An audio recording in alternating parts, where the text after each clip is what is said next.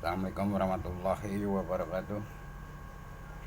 Saya terinspirasi dengan peristiwa-peristiwa yang sering kita baca di koran-koran, di media online dan sebagainya.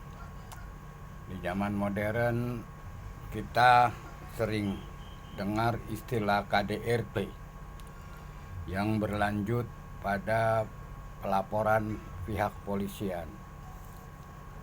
Kesadaran berkeluarga, berumah tangga seringkali terlupakan bahwa untuk urusan-urusan sekedar lelaki suami itu memukul sepanjang enggak seperti gebugin maling, ada hal biasa, ditegur kemudian tidak bisa juga ya pukul.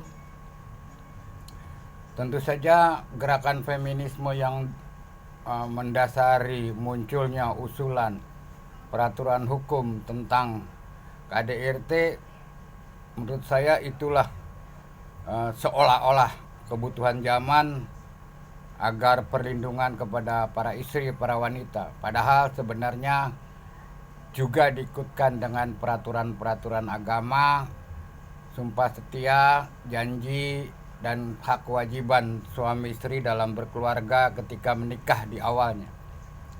Tapi KDRT terus berlanjut dan banyak suami-suami yang ditangkap, ditahan, bahkan diadili, kemudian dipenjarakan. Sebenarnya ini penting menjadi catatan. Yang pertama juga sebaiknya para suami kalau udah nggak suka ceraiin aja dah, jangan sampai digebugin sampai luka-luka di visum dokter. Si istri juga kalau merasa tertekan dan tertindas ya ajukan aja cerai. Kenapa harus terus bertahan? Ini buat kita sadari seharusnya tidak penting atau tidak perlu adanya tindak pelaporan ke pihak kepolisian. Cukup diselesaikan internal keluarga dan pihak keluarga lainnya. Saya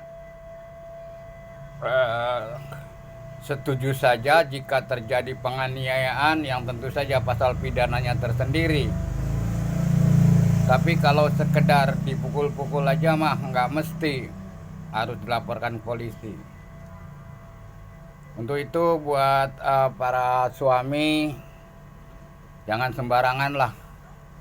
Harus juga memahami bahwa istri bukan objek kemarahan.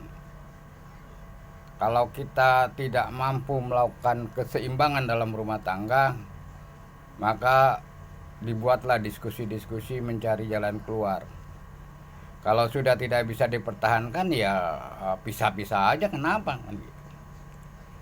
Tapi di luar itu saya ingin menyampaikan pada para suami, para lelaki, cobalah berpikir sedikit, jangan sembarangan mukul. Tapi kalau memang ada keterpaksaan, pakailah strategi, pakailah taktik mensiasati. Semuanya bisa dilakukan jika kita mau ikuti cara-cara terbaik. Jika Anda seorang laki dan harus memukul, maka saya sarankan jangan terlalu keras, jangan menimbulkan luka yang di visum yang dianggap menjadi bukti adanya penganiayaan. Karena biar gimana kalau kita bisa mengurangi bukti-bukti itu tidak akan berlanjut sampai penanganan pihak berwajib. Jadi saya misalkan begini, kalau memang betul marah, emosi kendalikan, kemudian ditata dengan baik. bisa saja kita lakukan pemukulan. Saya usulkan, saya sarankan Bapak Ibu pakai penggaris. Itu gaya zaman dulu itu, kalau guru marah sama istri pakai penggaris. Dan pukul lah, tidak terlalu keras menimbulkan luka yang luar biasa, menimbulkan luka yang sampai dijahit dan sebagainya, nggak usah. Tapi cukup sekedar memar saja.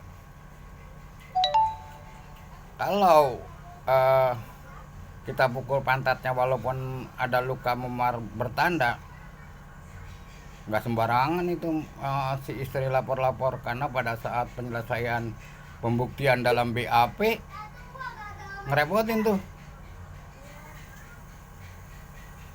Diperiksa polisi, ditanya mana buktinya, mana visumnya, nggak ada pak, tapi saya punya bukti. Ya apa buktinya? Kalau ditarik celana dalamnya dan roknya kat, kemudian muncul bekas pukulan itu bahaya loh. Itu bisa dianggap melakukan penghinaan kepada aparat. Boro-boro diperiksa dilindungi, malah si istri akan menambah mendapatkan hukuman. Jadi bapak-bapak, kalau mukul istri itu pantatnya aja lah, tidak terlalu sekedar menimbulkan luka lebam-lebam saja. Silakan dicoba, insya Allah selesai, dan polisi juga ogah nanganin. Paling ada permohonan maaf dari si istri karena telah menghina pemeriksa karena nunjukin pantat yang lebam. Oke?